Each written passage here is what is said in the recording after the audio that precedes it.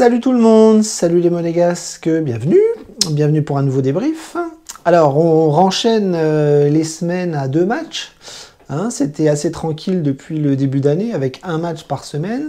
Et comme vous le savez tous, on arrive au mois de février, les coupes nationales s'enchaînent, les coupes d'Europe vont revenir. Alors nous, il faut qu'on attende encore un petit peu, mais ça va vite arriver. Et donc on va recommencer les semaines à 2 matchs. Donc là, cette semaine, c'était reparti pour la Coupe de France et la Ligue 1 dimanche. Et là, on jouait donc les premiers en Coupe de France pour les quarts de finale. Donc on est mardi soir et Monaco recevait Amiens. Alors comme vous le savez tous, le tirage avait été extrêmement favorable pour nous. Et on était très content de recevoir Amiens, une Ligue 2. On était très content de recevoir à la maison, au Louis II. Et honnêtement, on avait tous les feux qui étaient ouverts pour se qualifier assez facilement. Mais un match est à jouer, un match n'est jamais gagné d'avance. Et en plus, on surfait sur une bonne dynamique parce que la victoire de samedi soir contre Lyon, on était encore à la tête dans les étoiles, on l'est encore un petit peu aujourd'hui. Et il fallait se remettre la tête pour le match de Coupe de France. Et évidemment, les joueurs aussi devaient se remettre dedans et à mon avis, c'était pas simple. Donc voilà, le contexte était celui-là, premier à jouer en coupe, et le groupe annoncé hier, l'effectif global, c'était le même que contre Lyon, parce que aucune blessure, aucun retour de blessure, aucun Covid n'est revenu, donc l'infirmerie était la même, et on avait le même groupe que samedi. Donc voilà, pas de retour, c'est dommage, et donc il fallait enchaîner avec ces mêmes joueurs, que Clément devrait un petit peu remanier parce qu'il fallait bien évidemment faire tourner contre Amiens. Je pensais pas qu'il allait mettre le même 11 que contre Lyon, et quand l'équipe est tombée, on a bien vu qu'il avait changé la moitié des joueurs. Souvent, Kovac faisait la même chose, sur 10 joueurs de champ, il y en a 5 qui restent et 5 qui rentrent. Donc là, on avait des changements intéressants parce que dans les buts, donc on avait Mannone, voilà, qui avait été excellent à Lens et qui était titulaire ce soir. Majeki n'est pas de retour. Maintenant, Manon, il a peut-être pris la place de titulaire pour la Coupe de France. Attention, hein, il fait des très très bons matchs et on va voir que ce soir, il a encore été assez fort. Défense, eh bien, Caio Henrique n'était pas là, c'était Jacobs qui le remplaçait. Défense centrale, Matsima rentré à la place de Maripane. Dissassi, lui, était là, titulaire. Aguilar était là aussi parce que Sidibé n'est pas encore à 100%. Milieu de terrain, Tchouaméni était titulaire. Donc là, visiblement, la machine à laver, Clément la garde. Les 4 milieux de terrain devant, donc on avait Jean Lucas qui était là. Fofana qui rentrait. Sur les côtés, donc on avait Aklilouche, le petit gamin là qui va bientôt signer pro et qui visiblement est en train de progresser à vitesse grand V. Donc lui il remplaçait Diop. Gelson Martins encore titulaire sur le côté droit, et devant on avait que Voland, et Ben Yedder était sur le banc. Ce qui n'est pas plus mal parce que Ben Yedder, vu les matchs qu'il fait, le faire souffler c'est très bien. Maintenant Voland devrait souffler aussi, et c'est lui qui joue, et il joue encore beaucoup. On va voir ce soir. Donc voilà, le 11, beaucoup de changements. C'était très très intéressant de voir un petit peu les petits nouveaux, voir un petit peu comment les remplaçants se comportaient, et on va voir qu'il y a eu du bon et du moins bon. Alors on va analyser un petit peu la rencontre, parce que je vais vous le dire tout de suite, ça n'a pas été un grand match, loin de là. Alors là je vais me baser sur l'équipe de Monaco, je ne vais pas faire une analyse du match d'Amiens, mais avec tout le respect que j'ai pour eux, moi je me focalise sur Monaco, et ce que j'ai vu, c'était pas terrible. En fait on a vu un Monaco très très très imprécis, très très très maladroit, un peu moins concentré que sur une affiche ou un match de Ligue 1. Je pense que c'est normal, la situation, le contexte fait qu'on a joué samedi un très très gros match, donc la pression n'était pas encore tout à fait retombée.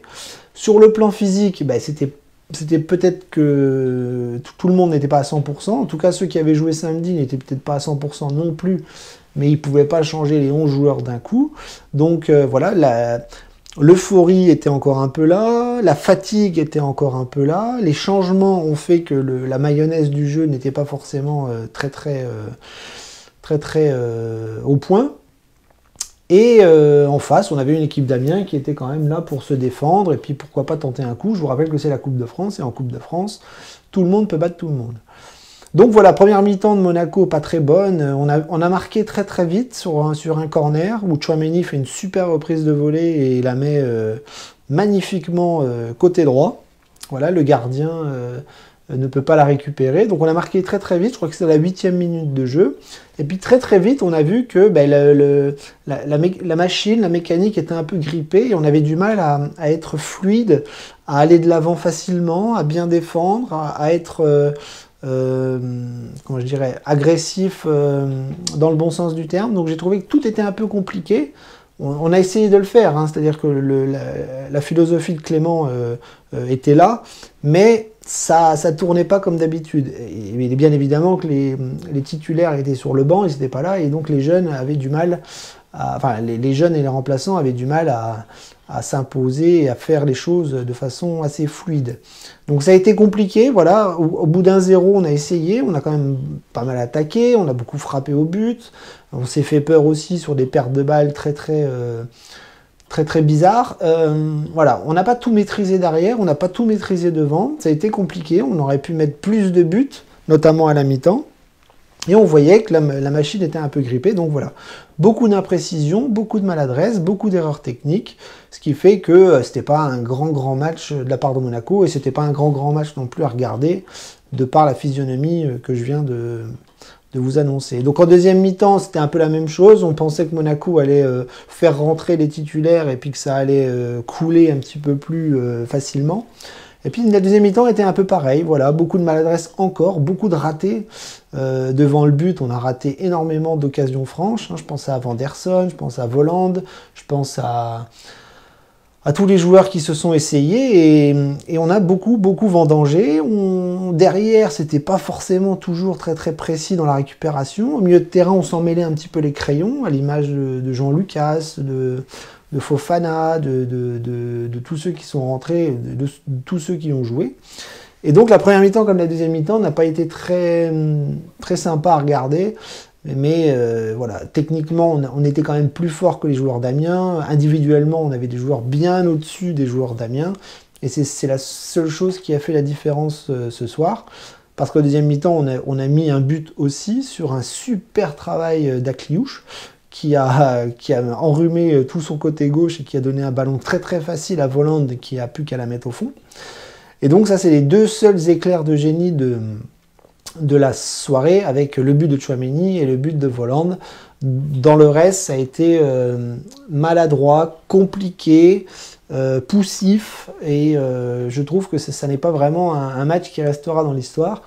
Mais c'est un match de coupe, c'est un quart de finale, et l'important c'est de passer, de marquer un but de plus que l'adversaire, et franchement à 2-0, les Monégasques ont fait le taf, et on est en demi, et c'est bien là le principal, parce que l'objectif est amplement atteint. Alors, ce qui est intéressant, c'est d'analyser un petit peu les joueurs, parce que quand on fait tourner beaucoup comme ça, et qu'on voit un petit peu ceux qui jouent moins, eh bien, on peut se donner un petit peu le temps d'analyser le niveau de ces joueurs-là.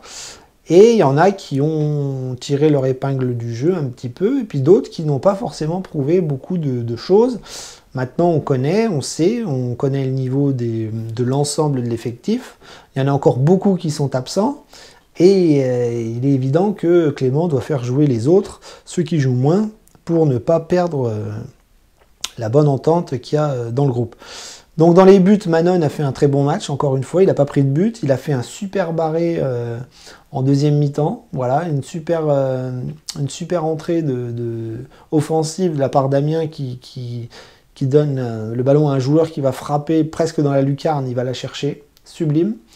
Je l'ai trouvé très présent, pas de bêtises, les relances au pied n'étaient pas trop mauvaises, en tout cas mieux que Nubel samedi. Mais voilà, il a fait les arrêts décisifs, il était présent, il a commandé sa défense, et moi je le trouve très bien depuis 2 matchs. Voilà, on ne le voyait plus, il est sorti du placard, et il donne amplement satisfaction, en tout cas à mes yeux. Au niveau de la défense, eh bien, c'est un peu bizarre parce qu'on a une défense centrale qui a changé tout de suite à la mi-temps. On avait Matsima et Dissassi. Dissassi a fait un très gros match, hein, rien à dire, il a été très fort. Peut-être des relances ici et là un peu ratées ou des interventions un petit peu maladroites, en tout cas un petit peu moins bonnes que contre Lyon. Mais il a été très très bien, il a été le patron de la défense et le capitaine, franchement rien à dire sur son match. Et puis Matsima, je ne sais pas pourquoi il est sorti à la mi-temps, est-ce qu'il était blessé? Parce qu'honnêtement, on aurait pu se passer de la titularisation de Maripane. En plus, Maripane samedi avait des crampes et on aurait pu le laisser souffler, en tout cas comme on l'a fait avec Ben Yedder. Et je sais pas, il est rentré, donc peut-être que Matsima a une petite alerte, je ne sais pas. Ça je verrai après. Mais en tout cas, Matsima, lui aussi, a fait une première mi-temps correcte, sans flamboyance et sans erreur. Et puis Maripane, la même chose, hein, une bonne deuxième mi-temps. Il s'est fait plaisir sur le côté gauche, tout le long de la ligne, en faisant des petits gris-gris. Hein, on rappelle qu'il est chilien, donc c'est la grinta et les gestes techniques, il aime bien. Donc voilà, pas grand-chose à dire sur les 3 défenseurs qui ont joué dans l'axe. Ça a été plutôt réussi, malgré quelques errements. Mais ça, c'est plus collectif. Sur les côtés, Aguilar qui a fait un bon match. Alors lui, pour le coup, c'est le genre de match qui est fait pour lui.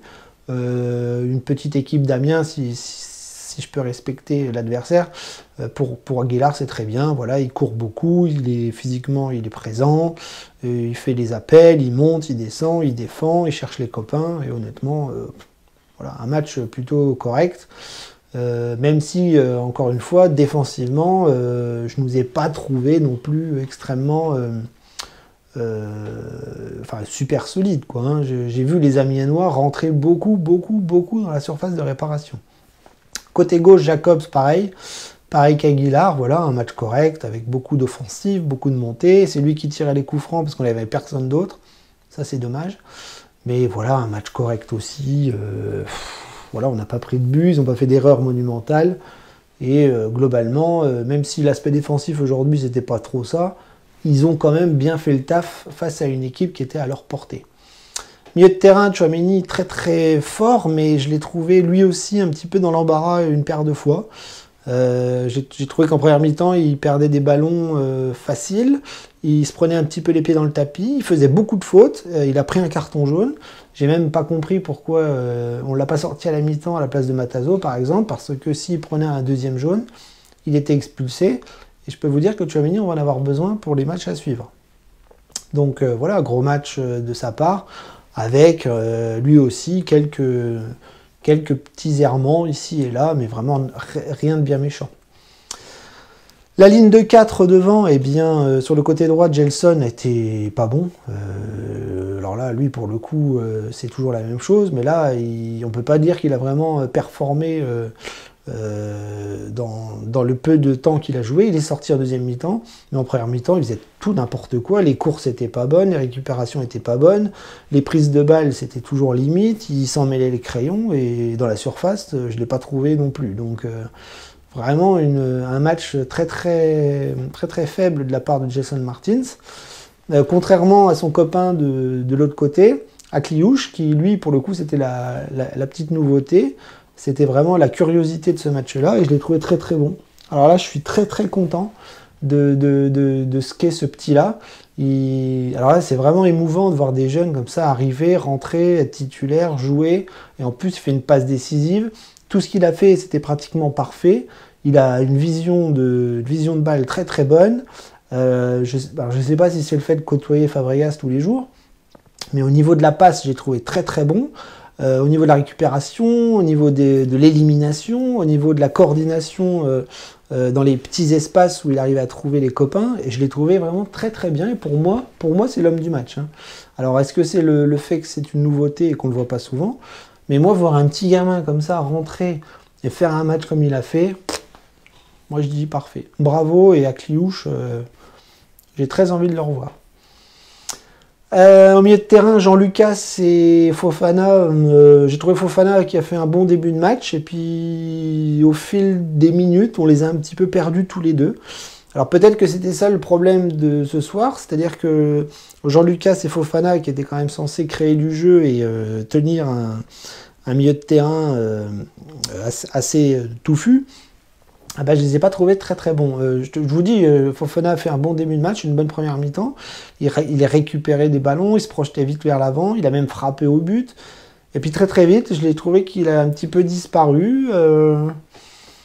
Et puis Jean-Lucas, pareil. Alors là, Jean-Lucas, je ne l'ai pas trouvé bon du tout. J'ai trouvé complètement absent. Il y a même des fois où je ne le voyais plus du tout.